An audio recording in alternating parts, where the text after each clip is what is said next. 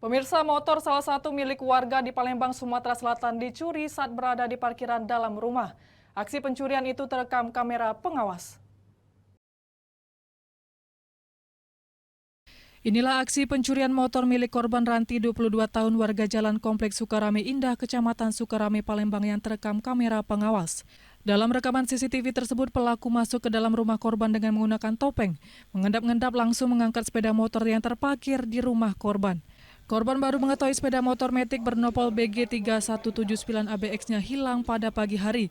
Pukul 4:45 waktu Indonesia Barat saat dirinya baru terbangun tidur. Mengetahui motornya dicuri, korban langsung mendatangi Sentral Pelayanan Kepolisian Terpadu Polrestabes Palembang untuk melaporkan kejadian yang dialaminya. Ada rekaman CCTV? Ada. Orang berapa? Dua. Orang dua. Motor bis juga kayaknya. Yang mencuri orang Yang apa? yang masuk ambil Yang motor. masuk ke dalam rumahnya suka uang. Oh, suka uang. Sukanya lagi di depan dia tegak. Motornya ditaruh di rumah samping rumah uang. Oh, motor kita tak dikasih gembok tambahan atau apa? Tidak. Dikunci stang. Kunci stang. Kini laporan korban telah diterima oleh pihak kepolisian Polrestabes Palembang. Untuk pelaku kini masih dalam pengejaran oleh petugas.